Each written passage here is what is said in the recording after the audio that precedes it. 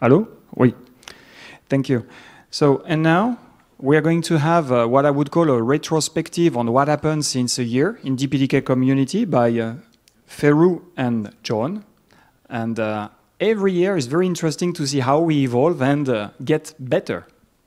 And better, and better. Okay, can you hear me? Yeah, I'm John. And I'm Ferruh. Okay, let's try this. Okay, first time. Okay.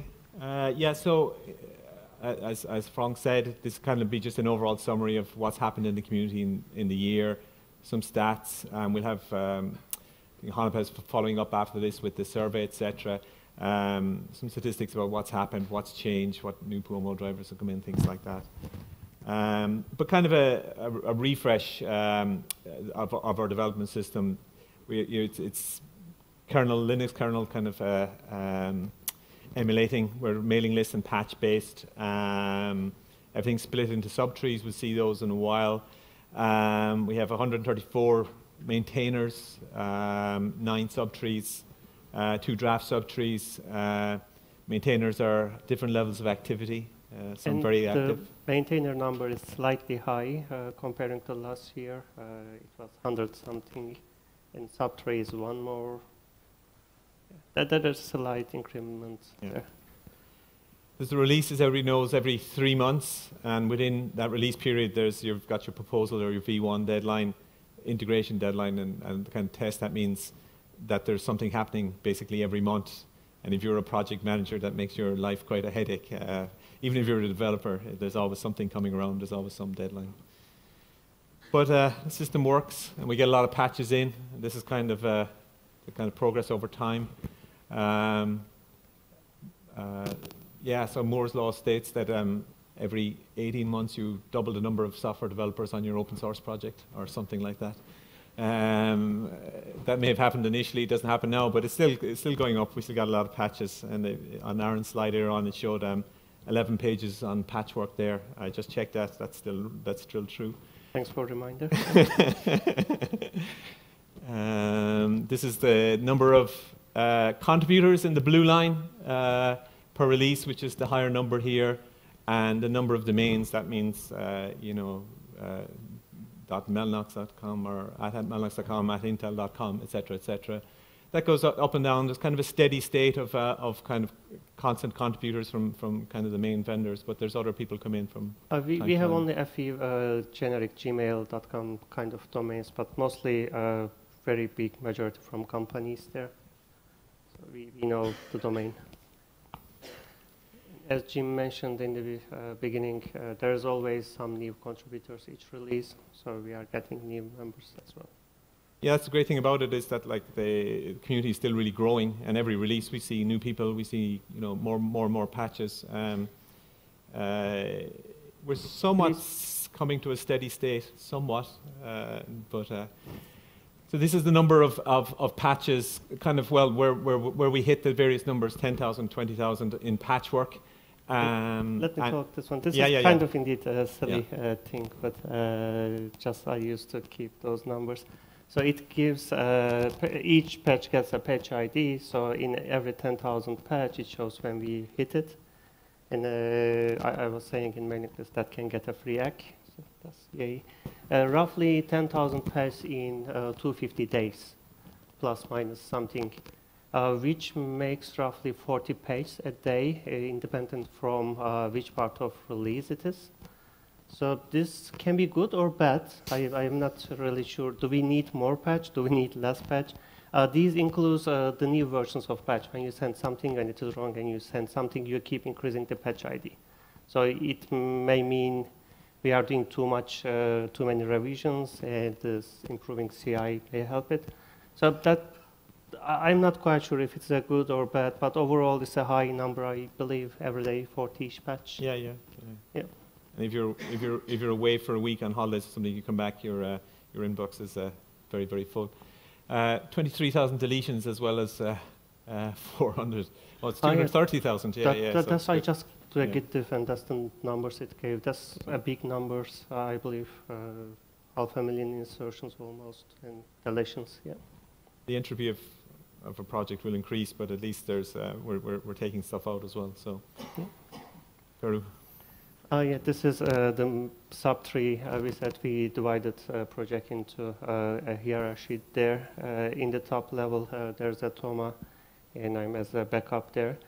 There are slightly changed. The color chains are there reflecting the chains. NextNet Crypto, unfortunately, Pablo chose another ambition. So Akil was backup and pick up the tree now. He's maintaining tree on his own. Event dev, still Jaren. NextNet, thanks to Andrew, we just met him today as well personally. He come to help there, and we have both our name there. NextNet Pipeline and QS by Christian, there's no change there. And under NextNet for Verteo, it is still Maxim and TVV. NextNet Intel, there's a slight change. We have Xiaolong to support there as well now. And NextNet Mellanox Shahaf has been replaced by Raslan. And we have new Subtree for the Marvel. Right now, I think Marvel is the, after Intel, second biggest driver owner. And now they have their own vendor tree and maintained by Jaren. I think this kind of change in the structure was necessary as it scaled, and I think maybe we'll need to look as time goes on and maybe have more Subtree maintainers, especially certainly within the NextNet type of infrastructure, but maybe some of the other ones, like there's more and more devices coming in the tree as well.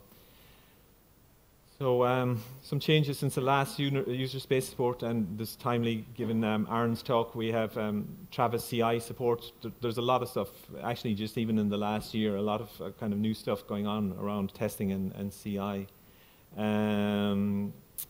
OVS testing and various new build tests. The CI, the public CI definitely improved, always could get better, but I think it's going in the right direction.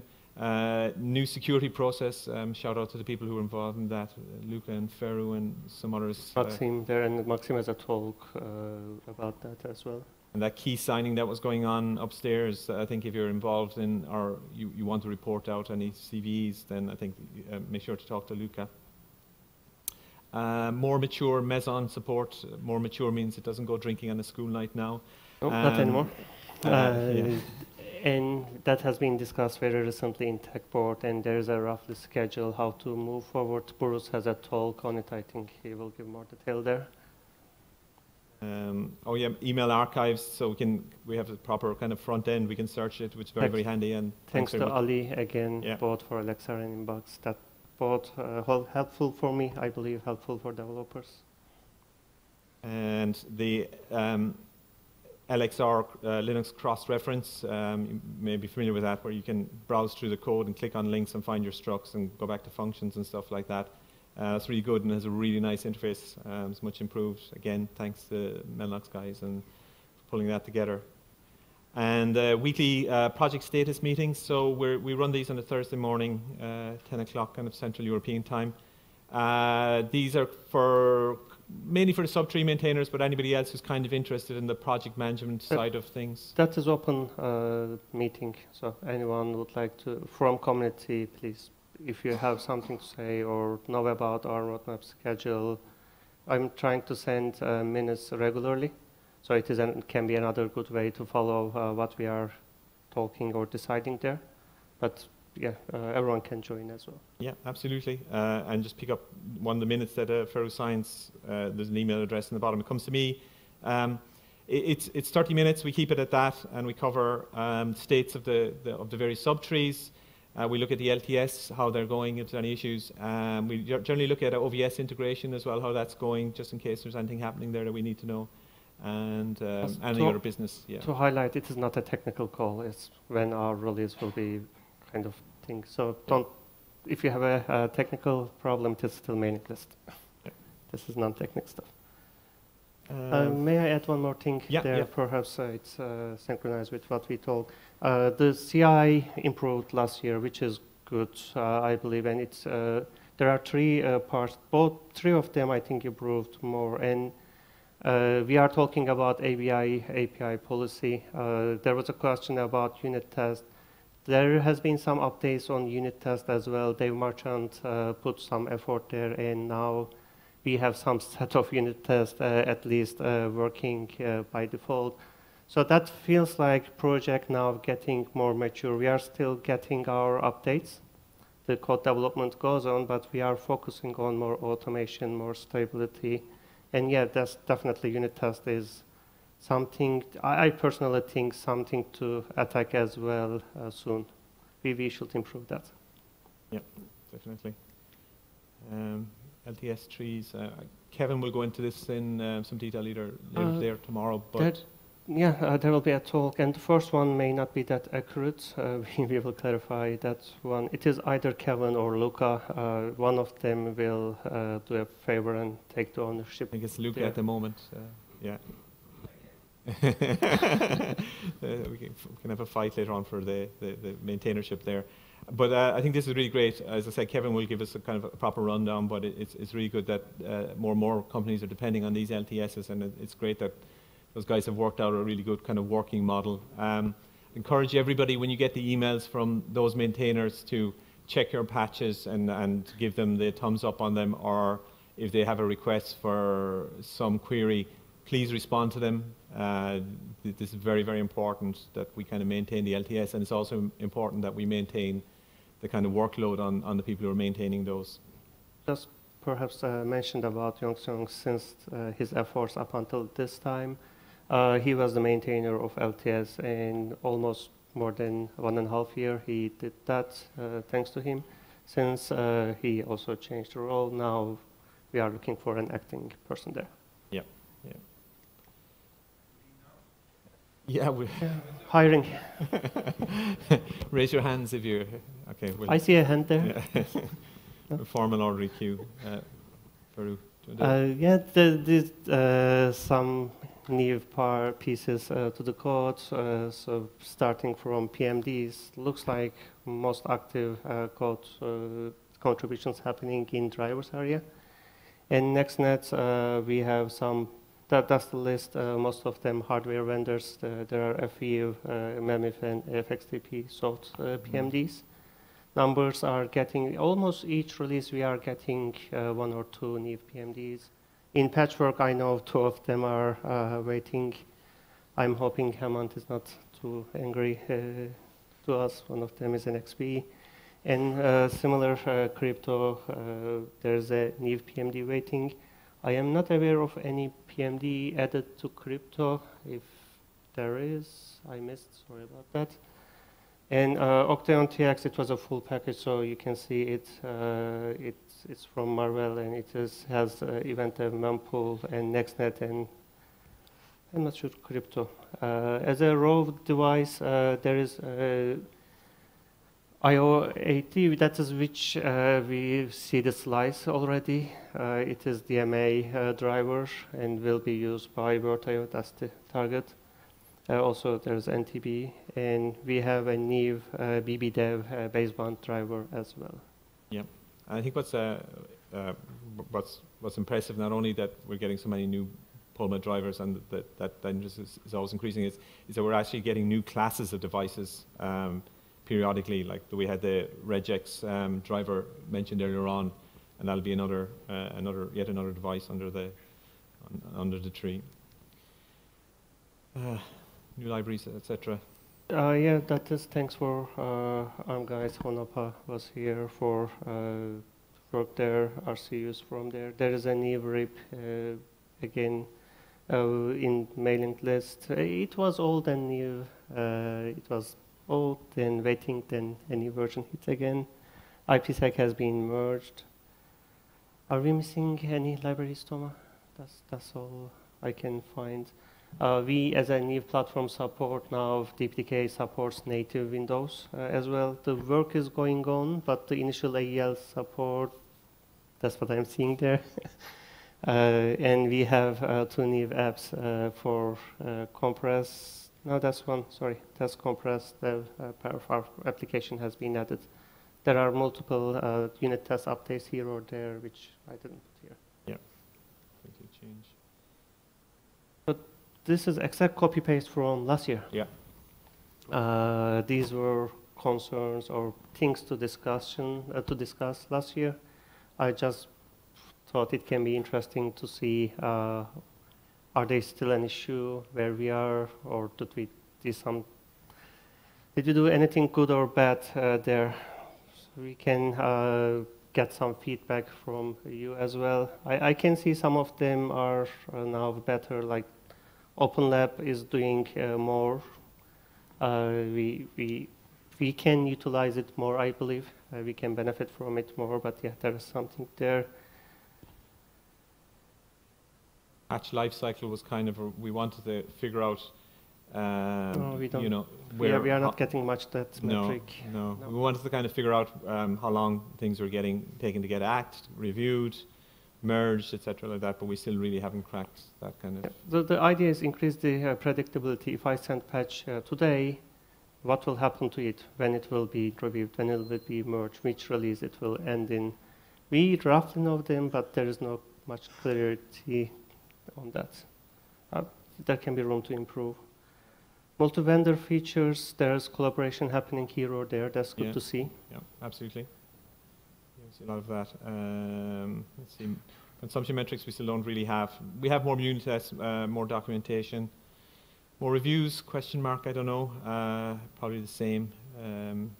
Git merge, is that to refer to early merges? No, early merging is happening. That's helping to predictability. I believe that's good. But it was about our Git's maintain thing. If right now we are doing rebase in subtrees if we switch to Git merge. So it's a little detail there. But both can work. Yeah. So yeah, that's it. I can leave this one up and we can discuss. But just any general questions about the community or things that could improve or suggestions? Yeah, there's one over there. Oh yeah, Thomas. Yeah. It's going to, yeah, okay.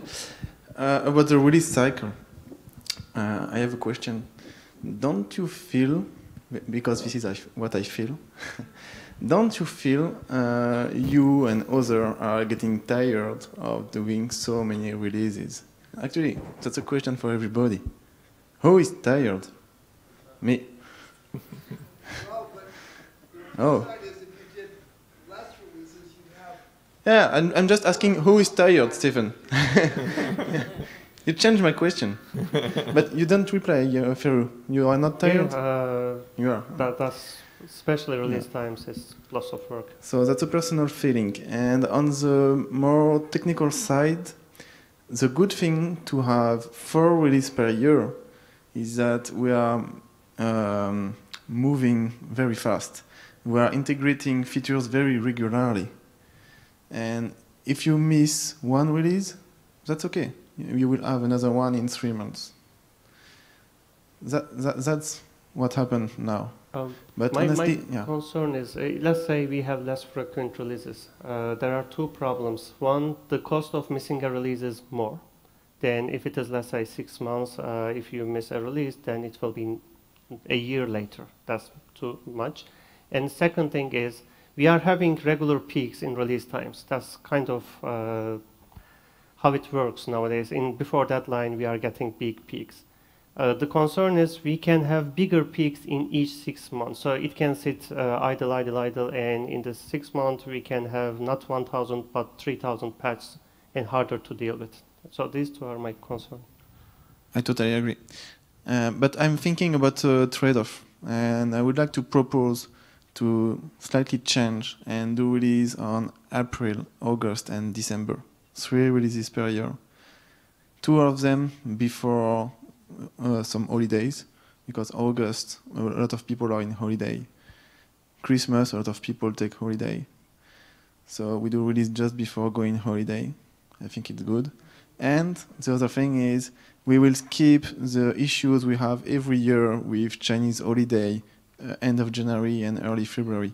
If we do release in December and April, the Chinese holiday will happen at the beginning of one release, so that's fine. It works on a lunar cycle, though, so this is my proposal. So we have no slide. No, let's discuss it.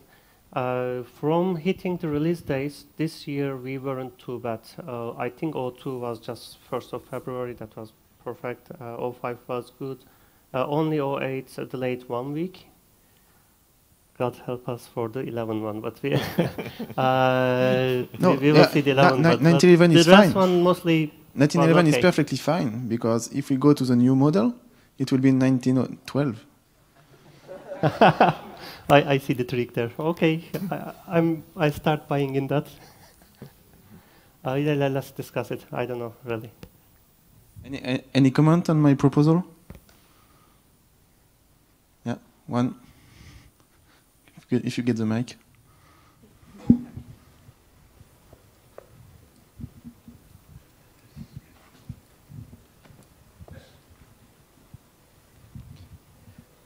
I don't know if this is as much a comment or a question, maybe both.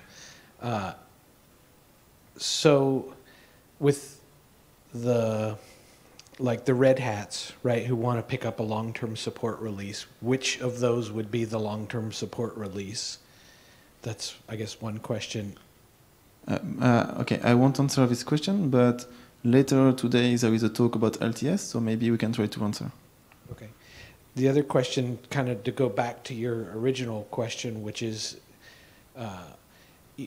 it seems like the cloud and comms guys, right, they're not picking up all of these releases, right? They're looking specifically at the long-term releases because they don't want to have to validate every 3 months or whatever it is, right? So maybe looking at the customer usage of DPDK maybe would help direct how many releases would be appropriate in a year, right? Because if our customers really don't pick up most of these, then why would we do them, right? So thank you for supporting my proposal. I'm happy to have fewer releases, right? But we need to figure out what the customer usages are, right? Because that's what should be driving us. That is a continuous question that we are having trouble to answer, how DPDK is consumed. I assume many people will get it through operating systems and LTS will work for there. But really, do we really know how it is consumed? Are people getting from Git repositories or regular releases or LTS releases? We try to find it out. I don't know if we have a clear picture there, but as far as I know, we are not that clear how DPDK is consumed right now. That would be good to know. So, from my perspective, I've got a clear view, but that's mainly LTS. But just one comment about how many releases. If you get less releases, you have less opportunity for people to get a stable to experiment, I would say, because it really depends on your CI, and if you reach a point where I can take master at any time and deploy and test and don't face many issues, that's cool. So instead of having, so maybe we could have developer releases with less coverage, a little lightweight, still, to keep the pace. And then the user-facing releases for other projects like OVS and the consumer, I would say. And so, or you can call it a release candidate, but something which is good enough for people to experiment. Because people don't want to wait a year to get a new feature. And from a risk management perspective, if I've got a unique driver, I want to have some feedback before 1 year. So it's a kind of trade-off, just think about it, but it also depends on your CI. So if you're very equipped with your CI, at some point you don't care. You can release every day, you don't mind, but we're not there yet. We are so far away from that. Right now the CI we are talking is building code. We have now proper unit tests, we have no functional performance test, none. So and yes, I agree that code going out early is a good thing. It is being part of release because there will be defects. It needs to be fixed so that it can be more mature in the LTS. I agree that one. I don't see any. Okay, we need to spend some time on it. That was a new proposal. But what's the point of calling middle releases developer release or RC release? Well, yeah, call it release and call the next one LTS. Our ABI policy is now aligning to LTS. So we are aligning to LTS a lot. Let's keep it. And Thomas is not suggesting I'll close on this one, but the question you have to ask yourself is why is Thomas complaining? Too much time on this, too much time on that, and if you have, if you shrink if you lower your requirements in terms of quality, maybe of test coverage for developer, the problem is if you don't make a trade-off, you cannot cut your costs. Frank, that's not a trade-off, I believe. What makes us think if we release 3 times instead of 4 times, the workload will be less? Our main workload is the release process. I don't think so. Our real work, at least for me, is packs coming. You need to be sure their quality is good. If we make less release, will that relax? No, still there will be packs, and still you will need to be sure quality is good. So yes, there is some release-specific process which you need to compile documentations, update website, etc. But is it a half a day, Thomas? A day? I don't know. That's the guy you are doing it. But the releasing specific works are not that much as far as I can see. No, the main work, in my opinion, is to manage the rush of merging on time. So there is some rush time. Perhaps it's a and good thing we have 4 rush time per year. So maybe the rush will be bigger, but it will be less often. And the most important, what I'm thinking, is all people validating and integrating the releases. This is the main work. So less releases, less validation. More validation is good, no? No, I mean less often. More problem at a time, yes. Yeah, there's a trade-off there. Yeah, but it can be too much to bear. Our test team has some capacity, right? If it is small chunks, perhaps easier. Thanks for the graphs, by the way. It was from Gal. It's not on. So thanks. I think the main thing is to agree on a trigger if we're going to move from 4 to 3 releases per year. Whether it's the consumers of DPDK, will it work for them? Is it the workload? Will it actually improve? And you mentioned the merge, the activity coming up to that deadline. I know the maintainers, we would see that on the maintainer workload, but we also see that on the developers as well. It's a pretty tight ship that we run at the moment regards the developers working towards V1, then the merge deadline, and then the release. I just think it's the trigger if we change from a 4 releases per year to 3.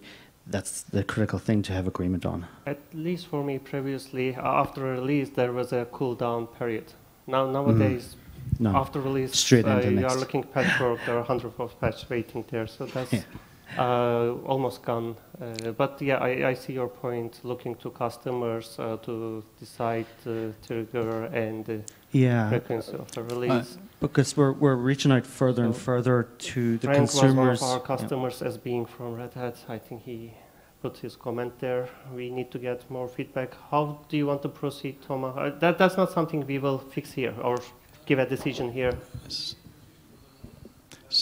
So I was going to echo a little bit what Thomas has said in that Fido moved from 4 releases to 3 releases a year at much the same time as declaring LTS. And the rationale for doing it was the overhead of validating Fido was so significant that like doing it 4 times a year was giving very little value. So they decided to move to 3 releases a year, and then one of those releases was what almost their public-facing release. If you're building product, if you want long-term support, go pick up our public release. This is our LTS release. Go take that if you're building product. If you're an internal developer, and this is almost like a pipe cleaner for developer, we have the 2 other releases, or almost like development, almost like developer releases. So that was the kind. That was the kind of rationale. That sounds very similar to what has been suggested. Yes, and that's why I was echoing it. My comments are not about 4 versus 3, but I think that it's an indication that we're reaching the scaling problems, that the tests aren't scaling, the developers aren't scaling, and we need to figure out workflows and processes to make that scale. Because, 3 is still going to be painful. Trend is still up here, right? The trend is still, it hasn't completely leveled off yet, and this next release will push that graph up again. Right. You know, so, yeah. So we're still scaling, yeah. I would like to know what's the bottleneck right now. It's the developers, it's the us maintainers, but let's assume... I mean, I look at other projects, and the mean time for pull request is, worst case, a week or two. And the mean time for pull request here is months, so... So as to the, I think from 4 release to 3 release, the benefit is about the less workload both for the developers and the validation. Since when doing the 4 times that validation need to do much work, but also the developers need to do more bug fixing, debug efforts. So it's not only validation tasks. I think if relating to the testing, the quality insurance? Eventually, the developer will fix their bug, but you will be finding them less. So that's why they will be triggered less. But when you find them, you will be fined twice more, and they will fix twice more, no? The bugs won't go away if it's in the code. Yeah. I'm not sure the actual, but I think for each release, one observation is that we have multiple subtrees, next trees, and developers mainly develop in the next tree. And very close to RC1, then all the subtree will pull to the master. Mm-hmm. So for this working model, that CI will not play much. Yeah, agree. But that's something else, and that's why we are doing the regular merge we have talked. Nowadays, previously it was like subtrees were getting to pass, building them up, and merge for RC1. That breaks the CI, because some of the paths in the subtrees cannot be tested. But now we have a target to merge all subtrees weekly into main. So anything in subtree will hit the mail in a week, so that CI can pick up there. That's another topic, and we find a solution there. I think we need to conclude. That's something to discuss, to continue discussing. Anyway, the decision process is not to decide here. Yep. But the discussion is engaged. We need to get more discussion probably in mailing list, and to cut the final decision, probably technical board will be involved. So let's do that in coming weeks, please. As the last word, project seems doing pretty well. Well done to everyone. Thank you. Yeah.